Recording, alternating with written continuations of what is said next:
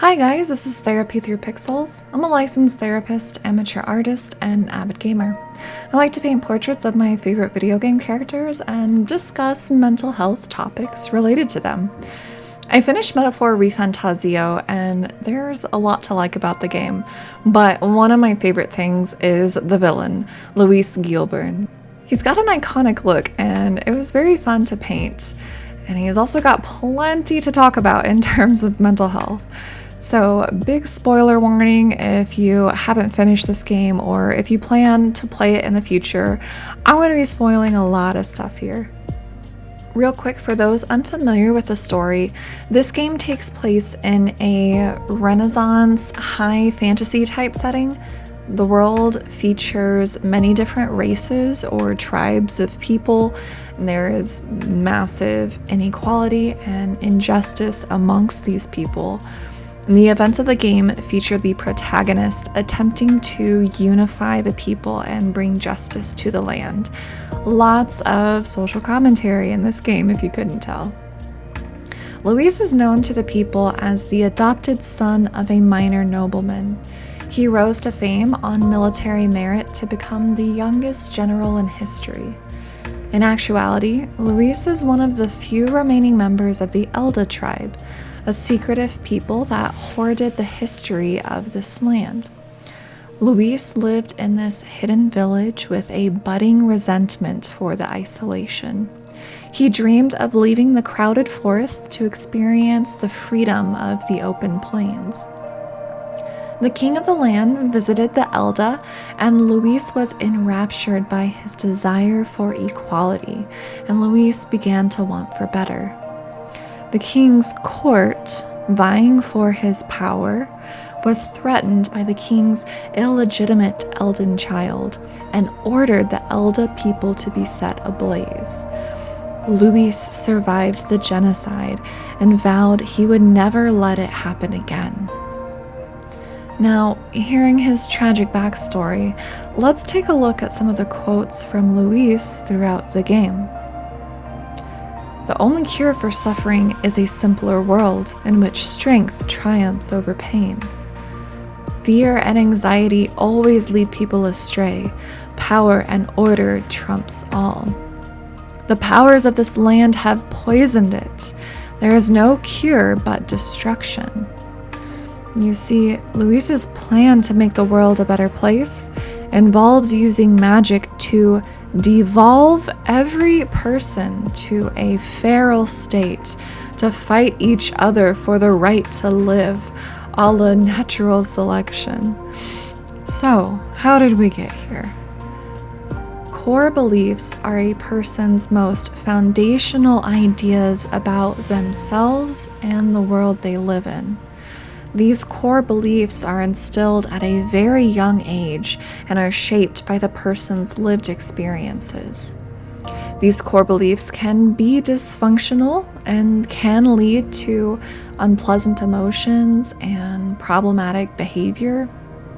You see, when a traumatic experience happens, it passes through the lens of our core beliefs. I'll give you an example. One of the first core beliefs we are taught by our parents is if we are good boys and girls, if we behave good, then we'll be rewarded. Maybe if we behave at the grocery store, we'll get, a candy bar or something, or we'll get some kind of treat. If you're really good, Santa will bring you gifts. If you're really bad, if you lie, cheat, and steal, you're going to get in trouble. The core belief is this: good things happen to good people, and bad things happen to bad people. Did you notice your own reaction to that statement? Somewhere along the line, you probably realized that that's simply not true, and your core belief has changed. When a lived experience conflicts with a core belief, a couple different things might happen. Number one, the belief is changed. So bad things happen to bad people changes to bad things can happen to anyone. Or two, that person's self-image is changed. I'm a good person, but something bad happened to me, so I'm not good enough. Or 3, the belief is pushed to the extreme. I will go out of my way to make sure bad things happen to bad people. And I think Luis might agree with that last one. Luis is very critical of the king for giving up on his ideals of equality. He blames the genocide of his people on the lack of strength to carry out one's convictions. To Luis, the weak should die and only the strong should live. He blames his own people, implying they deserve to die due to their own ignorance. Luis is merciless and cruel. He carelessly destroys villages in the same way that his was destroyed, not in revenge, but to prove his point. He rallies the people with the message that society believes that those who are less fortunate are to blame for their own circumstances. And Luis wants to even the odds by allowing those that are less fortunate the chance to fight back with their own hands. Luis believes that with strength comes control over anything that might happen. This is actually pretty similar to how we see trauma recovery present in real life. Those in recovery often have a strong desire for control and behave in a way that gets them that control, all to avoid pain. Throughout the course of the game, Luis is presented with lots of evidence that his core belief is not necessarily true. Instead of assimilating this information, he outright avoids it and instead takes his beliefs to the extreme.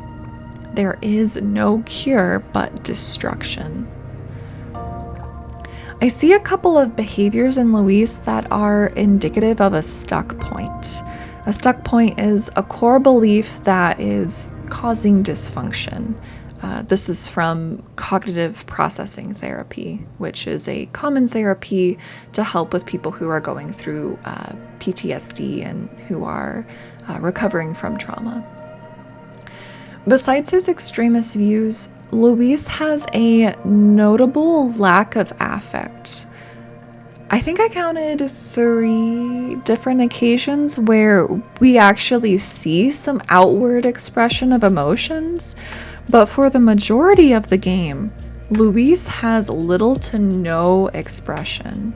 Even during some really emotionally charged events, like the people that are closest to him betraying him, nothing. We don't see hardly any reaction. In the real world, there are many different reasons that someone might have a flat affect. But for those who have experienced trauma, it can present as a means of protection from untrustworthy people, or it could be dissociating from strong emotions. But speaking of trust, Luis seems unable to have close relationships. Luis's closest relationships are basically just due to his position as a future leader. Like if you were to replace Luis with somebody who has the same political platform, these people would still be hanging around that person. There's nothing inherent about Luis that keeps them there. And even to the point that his political platform isn't enough to keep these people around. With the exception of Zorba, who seems to have a very different sort of interest in Luis, but even still, Luis keeps him at arm's length. So how does a person move on from a stuck point? That happens through Socratic questioning, or in other words, questioning the question. This is the role that our protagonist plays. Luis takes quick interest in the protagonists as they share the same values. The protagonist is quite strong and demonstrates equality as an ally of all tribes. Turns out they've even read the same book about utopia and are both striving to achieve it, albeit using their own interpretations. When encountering an equal, we see a small bit of psychological flexibility in Luis. For example, Luis states that he feels regret that their duel will end with the protagonist's death, showing us that Luis is acknowledging that there might be some exceptions to his rules, that not everybody should die.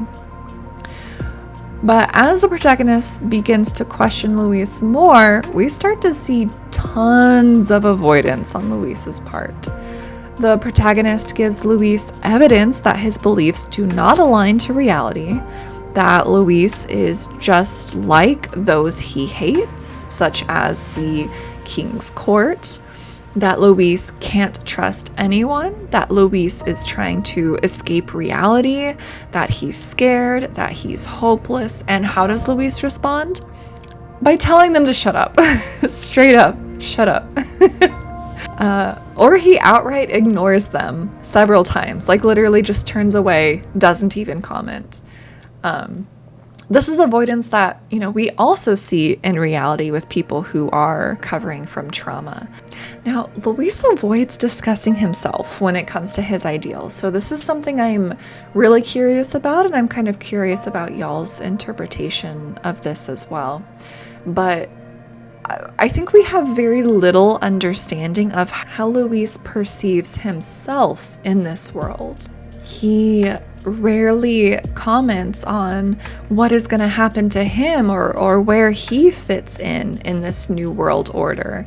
I think there's maybe one or two offhanded comments where he says, well, if I die, then I just wasn't strong enough to live, and that's about all we get from him. But I think we do have maybe some clues regarding this. He tells the protagonist that the nature of people is to become more extremist the more anxious they become. And with all that fear and anxiety, they lash out and descend to madness. They can't be reasoned with until they are corrected. Man, that is loaded. There's a lot I think we can infer from that. If these are his beliefs, then who is more extremist than Luis himself? Is Luis full of anxiety and fear himself? In the final battle, Luis succumbs to his anxiety. The malevolent magic that surrounds him transforms him into a feral beast. So it's clear there was some anxiety present. Luis never really talks about what his plan for himself is in this new world order. He's certainly strong, and I think, there's probably a little bit of arrogance, maybe justified arrogance, in his views of himself and his strength. Definitely when he's talking to the protagonist during one of their duels, he's like, it's such a shame that you're gonna die. So, to some extent, he already seems to believe he's stronger than everyone else, right? So in this new world order, where everybody is these feral monstrosities and people are fighting for the right to live using their own strength, where does that put him exactly? Does he see himself ruling over these monsters? At the climax of the game, when the protagonist is talking to Luis extends an invitation to the protagonist, like, hey, join me in my messed up world. And if you agree, then it leads to one of the bad endings of the game. We do get a little bit of dialogue where it says that Luis and the protagonist have had an equal hand in the creation of this new world, and that to these new people, the history of what came before no longer matters. And that's all very vague and hand-wavy, but I'm still curious as to what Luis thought he was gonna do during this time. Is he just going to sit on his throne and watch all the feral beasts tear each other apart? Is that what I don't know, or is he one of those beasts and he's in there fighting them too? I don't know. It's interesting. What do you guys think? What do you think Luis saw for himself in this new world? I'm very curious, and I'm hoping that we get a little bit more to chew on in this regard from Atlas when they are probably going to do, you know, the re-releases that they do. I'm hoping we get a little bit more dialogue here, but we'll see. If you enjoyed this weird little video of mine, please consider subscribing, or you can come yell at me on Blue Sky. The link is in my bio. Bye, guys.